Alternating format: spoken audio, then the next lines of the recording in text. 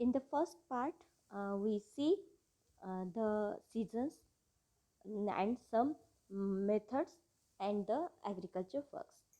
And we are seeing the two methods of irrigation, drip irrigation and sprinkle irrigation. The drip irrigation method makes use of pipes with holes. मगाशीच तुम्हाला सांगितलं की pipe वाटे काय केलं जातं, थेंबानी पाणी पुरवठा केला जातो. This ensure that the required amount of water drips only near the plants.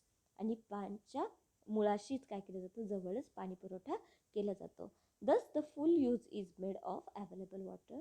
आणि त्यामुळे पाण्याचा पुरेपूर वापर केला जातो. स्प्रिंकल इरिगेशनमध्ये काय आहे, तुषार सिंचनामध्ये काय आहे तर हायर प्रेशरचा वापर केला जातो आणि त्यामुळं काय होतं, पाणी जोराने बाहेर फेकलं जातं आणि त्यामुळे जास्तीत जास्त एरिया पाण्याखाली आणता येतो. Sprinkle irrigation make use of sprinklers of different sizes that spray the water directly on the plants. आणि प्लांटवरती काय केलं जातं, पाण्याचा फवारा मारला जातो. आपण ज्याला फवाऱ्यासारखं दिसतं त्याला आपण म्हणतो sprinkle irrigation. The next that is the fertilizers. Fertilizers are also fertilizer also take part more important part in the agriculture. जर खतं जर बघितलं तर खतांचा सुद्धा खूप मोठा वाटा शेतीमध्ये असतो. If the same crops are grown frequently in a field. जर समजा आपण सारखंच एकच पीक जर प्रत्येक वेळी जर घेत असू, it reduces the fertility of the soil. एकच सारखं पीक घेतल्यामुळं काय होतं, त्या जमिनीमधली जी काही सुपीकता आहे तर ती सुपीकता किंवा जे पिकांच्या वाढीसाठी आवश्यक असणारे जे काही घटक आहेत तर त्यांचं प्रमाण कमी होऊ शकतात. म्हणजेच फर्टिलिटी काय होते, सॉईलची कमी होते. And at that time it is necessary to add the fertilizers to the soil to restore the productivity. आणि मग जी काही उत्पादन क्षमता आहे ती उत्पादन क्षमता जमिनीची वाढवण्यासाठी आपल्याला काय करावं लागतं, तर काही फर्टिलायझर्सचा त्यांना वापर करावा लागतो. Fertilizers provide the required nutritive substances to the crop. आणि त्यामुळं काय होतं की जी काही आपण खतं वापरलेली आहेत किंवा खतं पिकांना दिलेली आहेत त्यामुळं जमिनीला जे काही पिकांना वाढीसाठी जे काही आवश्यक घटक आहेत तर ती घटक पुरवली जातात. There are two kinds of fertilizer. Note down it. There are two kinds of fertilizers. First is the natural fertilizers and second is the chemical fertilizers. Natural fertilizers also called manures. खतं, manures म्हणजे खतं. Natural नैसर्गिक, chemical रासायनिक. नैसर्गिक खते आणि रासायनिक खते असे दोन प्रकार खतांचे आहेत. त्याचबरोबर नैसर्गिक खतांना आपण जे काही मॅन्युअर म्हणतो म्हणजे कृत्रिम खतं असं सुद्धा आपण जी काही नैसर्गिक खते आहेत, नॅचरल फर्टिलायझर्स आहेत त्यांना मॅन्युअर्ससुद्धा म्हटलं जातं. तर ही जे काही नैसर्गिक खते आहेत that are obtain, the natural fertilizers are obtain from the materials available in the nature. आणि निसर्गामध्ये ज्या काही गोष्टी उपलब्ध आहेत तर त्या उपलब्ध घटकांचा वापर करून, मटेरियल्सचा वापर करून काय केलं जातं, दिस नॅचरल फर्टिलायझर्स आर ऑप्टेन आणि मिळवली जातात. जसं की green waste and animal Dang.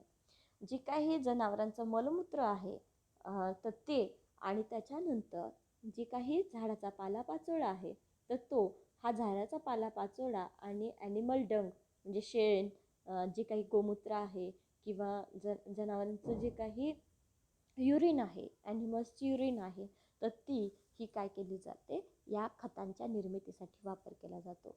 Then another kind of fertilizer, that is the chemical fertilizer. It is also called artificial fertilizers. Chemical fertilizers is also called artificial fertilizers and the natural fertilizers also called manures. रासायनिक खतांना आपण कृत्रिम खते असं सुद्धा म्हटलं जातं. These are the mixtures of different chemical substances in a specific proportion. आणि ही जी काही फर्टिलायझर्स आहेत, केमिकल फर्टिलायझर्स आहेत, रासायनिक खते आहेत, तर त्या रासायनिक खतं तयार करण्यासाठी काय केलं जातं, केमिकल्सचा वापर केला जातो, ज्याचा वापरानंतर एक विशिष्ट प्रमाणामध्ये घेऊन त्यांची निर्मिती केली जाते.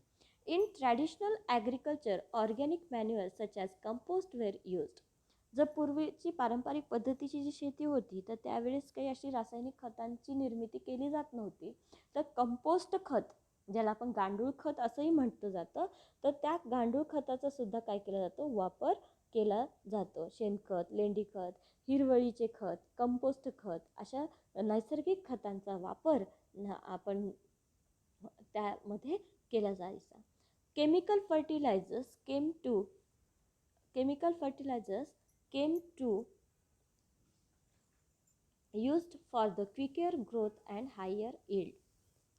जी काही केमिकल फर्टिलायझर्स आहेत तर ते केमिकल फर्टिलायझर्सचा वापर केल्यामुळे काय होतं, तर जी काही पिकांची वाढ आहे ती वाढ लवकर होते आणि जास्तीत जास्त उत्पन्न निघतं.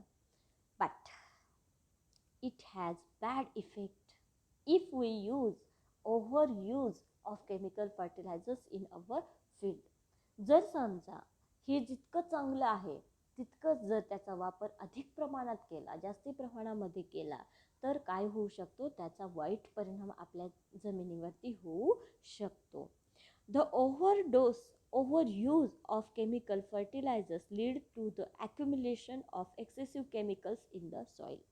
जास्तीत जास्त प्रमाणामध्ये जर रासायनिक खतांचा वापर केला तर त्यामुळं काय होतं, जास्ती केमिकल्स ही जमिनीमध्ये, मातीमध्ये स्टोअर होतात किंवा तशीच राहतात आणि त्यामुळे काय होतं, it lowers the fertility of the soil. आणि त्यामुळे सुद्धा काय होतं, जमिनीची सुपीकता कमी होते आणि त्यामुळं उत्पन्नसुद्धा कमी निघतं. It also reduces the productivity. मग हे झालं, जसं चांगलं आहे तसंच तितका त्याचा वाईट परिणामसुद्धा आहे. त्यामुळे योग्य प्रमाणात त्याचा वापर करणंसुद्धा गरजेचं आहे. त्याच्यानंतर माझ्याकडे पाणी खूप आहे, माझ्याकडे खूप मोठी विहीर आहे किंवा माझ्या शेतीच्या बाजूने खूप मोठी नदी वाहते, म्हणून त्या नदीचा पाण्याचा वापर करून जास्तीत जास्त प्रमाणात पाणी देणंसुद्धा पिकांना हानिकारक होऊ शकतं. Over watering makes the land saline. Over watering म्हणजे पाण्याचा अधिक पुरवठा म्हणतो आपण त्याला. Over watering makes the land saline. Saline म्हणजे क्षारयुक्त. जमीन कशी होते, क्षारयुक्त. क्षारांचं प्रमाण काय होतं, जास्ती होतं. अँड फॉलो, जी काही जमीन आहे तर त्या जमिनीचा जी काही क्षारांचं प्रमाण आहे ते क्षारांचं प्रमाण काय होतं, वाढतं. This is seen especially in the parts where the water is available in plenty. आणि ही कंडिशन, ही स्थिती आपल्याला कुठे बघायला मिळते, तर ज्या ठिकाणी पाणी जास्ती प्रमाणामध्ये उपलब्ध आहे. This is seen especially in the parts where water is available in plenty, as for example near the dams or river. मी आता सांगितलं मगाशी की मला खूप मोठी विहीर आहे किंवा माझ्या शेताच्या बाजूला खूप मोठी नदी आहे, म्हणून मी कितीही पाणी देणार. आत्ताच मी मगाशी म्हणलं, तर तसं जर असेल तर तशा कंडिशनला पाणी जास्ती द्यायचं नाही. If the land becomes saline and fallow, जर समजा क्षारयुक्त जर झाली तर काय करायचं, it has been tested to find out which substances it lacks. जास्ती पाण्यामुळं मातीमधले कुठले घटक कमी झालेत याचं परीक्षण करून काय करावं लागतं, त्याच्यामध्ये त्या घटकांचं प्रमाण ॲड करून, मिसळून आपल्याला परत त्याची प्रोडक्टिव्हिटी वाढवता येते, त्याची फर्टिलिटी वाढवता येते, सुपीकता वाढवता येते. The fertility can be restored by adding these substances. जी काही घटक निघून गेलेली आहेत, कमी झालेली आहेत, तर त्या घटकांचं प्रमाण देऊन काय आपण करू शकतो, जमिनीची सुपीकता वाढवू शकतो. But it is so costly and long period consuming procedure. Time consuming procedure आहे. जर जास्तीत जास्त वेळ खाऊ आणि पैसा खाऊ अशी ही पद्धती आहे आणि ही वेळ आपल्यावर येऊ नये म्हणून जास्तीत जास्त प्रमाणामध्ये रासायनिक खतांचा वापर करणं आणि जास्तीत जास्त प्रमाणामध्ये पाणी न देणं हे अतिशय गरजेचं आहे. Therefore it is better to avoid the excessive use of fertilizers and water. म्हणून जास्तीत जास्त प्रमाणामध्ये रासायनिक खतांचा वापर आणि पाण्याचा वापर करणं टाळलेलं सगळ्यात छान. त्याच्यानंतर महत्त्वाचा पार्ट आहे, तुम्हाला यावरती आता जे भाग बघितला आहे त्या भागावरती प्रश्नसुद्धा विचारला जातो, why the land becomes saline. Okay. त्याच्यानंतर why should not we use the chemical fertilisers in large quantity. हाही क्वेश्चन तुम्हाला गिव्ह रिझनसाठी एखाद्या वेळेस विचारला जाऊ शकतो. Protection of crops. बियाणं छान वापरली आहे, प्लोईंग छान केली आहे, सोईंग छान केली आहे. सोईंग म्हणजे पेरणं आपण म्हणतो, पेरणी जी म्हणतो तर ती पेरणी, ते केलं आहे, सगळं छान झाले, पीक खूप छान आलेलं आहे. But unfortunately in this condition we see the pest attack on the crops. एवढं सगळं छान असताना आपण अचानकपणे अनपेक्षितपणे काय बघतोय की त्या पिकांवरती काय झालेलं आहे, तर पेस्ट अटॅक झालेला आहे. म्हणजे कीड लागलेली आहे. काय होईल विचार करा. समजा तुमचं गव्हाचं पीक आहे किंवा तुमच्या तुरीचं पीक आहे आणि त्याला कीड लागली. काय करतात रे किडे? आळ्या काय करतात? पेस्ट म्हणजे बरं, आळी काय करते? सगळी पानं खाऊन टाकते, बरोबर. आणि जर पानं खाल्ली तर वनस्पती अन्न तयार करू शकत नाहीत, आणि वनस्पतीने अन्न नाही तयार केलं तर त्यांची वाढ होईल का? होणार नाही. आणि जर वाढ नाही झाली तर पीक निघेल का? निघणार नाही. उत्पन्न निघेल का? निघणार नाही. It is necessary to protect the crops. वाढ झाल्यानंतर किंवा त्यांची वाढ होत असताना त्यांची सुरक्षा करणंसुद्धा गरजेचं आहे. पिकांचं संरक्षण करणंसुद्धा गरजेचं आहे. Diseases and pest attack can damage the crops in the field. रोग पडलाय, तुमच्या घरच्यांच्या तोंडून ऐकलं असेल की पिकावरती रोग पडलाय, पीक पिवळी पडलेली आहेत किंवा पिकांना कीड लागलेली आहे, काय करावं, कसं करावं, असं विचार करताना तुम्ही कधीतरी बघितलं असेल. तर काय करायचं? We should uses insecticides and pesticides. कीटकनाशकाचा वापर आपण काय करू शकतो? त्या ठिकाणी करू शकतो. मग कसं करायचं? तर फवारणी केली जाते. फवारणी माहिती सगळ्यांना. तर ही फवारणीच म्हणजे काय? Insecticides and pesticides are spread on the crops or certain chemicals are rubbed on the seeds before sowing. मग काय केलं जातं? जर समजा मातीतच कीड लागत असेल बियांना, तर काय केलं जातं? तर त्या बियांना काही केमिकल्स चोळली जातात. पावडर म्हणा किंवा थोडंसं जी काही औषध वगैरे आणलं जातं दुकानामधून, तर ती काय केली जातं? त्या बियाणांना लावली जाते पेरणीच्या आधी. आणि त्याचबरोबर पिकांवरती जर कीड पडलेली असेल तर ती काय केली जाते? फवारणीच्या मार्फत दूर केली जाते. ओके. आता आपण प्रोटेक्ट केलं. प्लोईंग झाली, टिलिंग झाली, हार्वेस्टिंग झाली, थ्रेशिंग झाली, त्याच्यानंतर वॉटरिंग झालं, ॲडिशन ऑफ फर्टिलायझर्स झालं. त्याच्यानंतर आता पीक आपलं खूप सुंदर यायला लागलेलं आहे आणि ते येत असताना त्याच्यावरती कीड वगैरे पडू नये म्हणून आपण फवारणी केली आहे. सगळं झालं आहे, पीक खूप छान आलं आहे. आता आपलं काम काय आहे महत्त्वाचं? ते म्हणजे की तयार केलेलं जी काही पिकातून मिळवलेलं धान्य आहे तर ते धान्य व्यवस्थित ठेवणं, ज्याला आपण म्हणतो storage of grain. Storage of grain. आता हे स्टोरेज ऑफ काय आहे? It is most and essential work in the agriculture field. सगळं केलं आहे पण स्टोरेजच व्यवस्थित नाही आहे तर काय झालं? काही नाही. स्वतःच्या पायावर स्वतः दगड घालून घेण्यासारखं आहे. बघा आता, स्टोरेज ऑफ ग्रेन, धान्याची साठवण.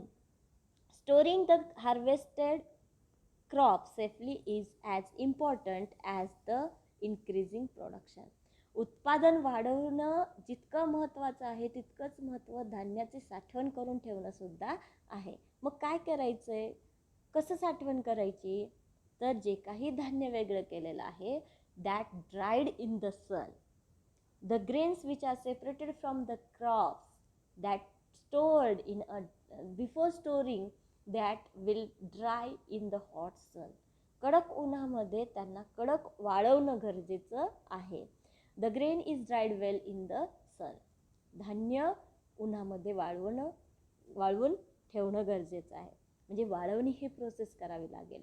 ड्राईंग प्रोसेस करणं गरजेचं आहे. Filled in the sack. Then जे काही पोती आहेत तर त्या पोत्यात भरणं. बरं, काढलंय बाजूला ठेवण्यात आहे का? उघड्यावर ठेवू शकतो का? नाही. तर ते पोत्यात भरणं सुद्धा गरजेचं आहे. The stocks are then stocked in the house after selling in warehouse or shop. जी काही पोती भरली आहेत त्या पोत्यांना सील करणं आणि सीलिंग केल्यानंतर ती गोदामामध्ये किंवा दुकानांमध्ये व्यवस्थितरित्या स्टोअर करणं. The storage grain can be damaged in 2 वे. झालं, पोत्यात भरलं, ठेवलं, मान्य आहे, पण तरीसुद्धा धान्य 2 मार्गांनी खराब होण्याची शक्यता आहे. First, attack of rat, mice and insect that spoil the grains in great extent. मोठ्या प्रमाणात जर धान्याची नासाडी कोण करतं तर उंदीर, कीड, बरं नुशा वगैरे बघतो आपण, बारीक बारीक किडे बघतो, आळ्या बघतो, तर ती आणि त्याच्यासोबत उंदीर मामा. तर जे काही घुशी आहेत, उंदीर आहेत, तर यांच्या मार्फत काय होतं, धान्याची नासाडी होऊ शकते. त्याच्यानंतर if we store the grains in damp place, in moist place. जर समजा आपण दमट ठिकाणी, ओल्या ठिकाणी जर ती पोते ठेवली असेल तरीसुद्धा धान्य खराब होऊ शकतं. कसं खराब होऊ शकतं? तर काय होतं, when the grains becomes moist, जर समजा धान्य ओलं होत असेल, at that time it catches the fungus, बुरशी येते त्याला, and it becomes unfit for it, आणि मग ते खाण्यायोग्य राहत नाही. It is necessary to prevent such damage by the pest and pest attack. मग काय करायचं, ह्याच्यापासून सुद्धा सुरक्षित 2 मार्ग कोणती आहेत जी धान्य नासाडी करतात? एक म्हणजे उंदीर, घुशी आणि कीड यांच्यापासून, आणि दुसरं म्हणजे जर ओल्या ठिकाणी ठेवलं, कोरड्या ठिकाणी, ओल्या ठिकाणी जर ठेवलं, दमट ठिकाणी जर ठेवले धान्य तरीसुद्धा काय होऊ शकतं, तर धान्य खराब होऊ शकतं.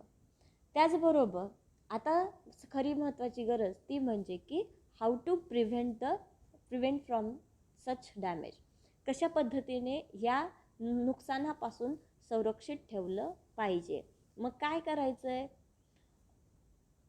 Chemicals can spread at that place where we store the grain sack.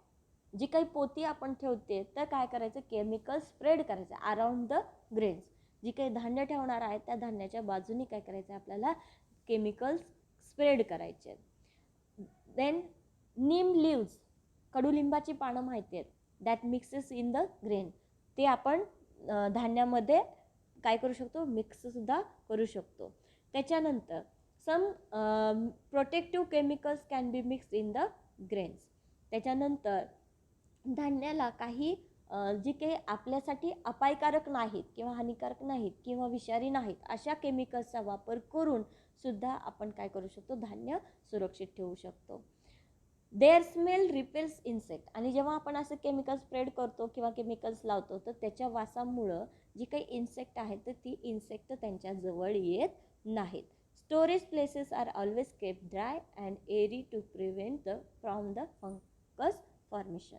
आणि जी काही धान्य आपण स्टोअर करणार आहोत तर त्या स्टोअर करत असताना ती जागा नेहमी कोरडी असली पाहिजे, जेणेकरून फंगस त्या ठिकाणी वाढणार नाही. ओके, सगळ्यांना समजतं? दीज मेथड्स आर यूज्ड किंवा which ways are use to prevent the damage damaging of the grains from pest. असा जर क्वेश्चन विचारला तर तुम्हाला एवढं आन्सर्स लिहावं लागतं. एक, chemical spread around the grains, neem leaves add to the grains, then some chemical protective chemicals also mix with the grains and keep in dry place and air becomes airy. आणि हवेशीर राहिलं पाहिजे हे तुम्हाला विचारलं जातं. त्याच्यानंतर there are 2 ways which damages the grain. 1, mice, rats and insect that spoil the grain, and then second, the grain is stored in a closed and dam place. Okay, everyone understand? सगळ्यांना समजतं आहे? जे काही परीक्षेत प्रश्न विचारले जातात तर ही 2 महत्त्वाचे पार्ट आहेत. त्याच्यानंतर प्रोटेक्शन क्रॉप, जे काही क्रॉप आहेत ते प्रोटेक्ट कसं केलं जातं तर त्यावरती विचारलं जातं.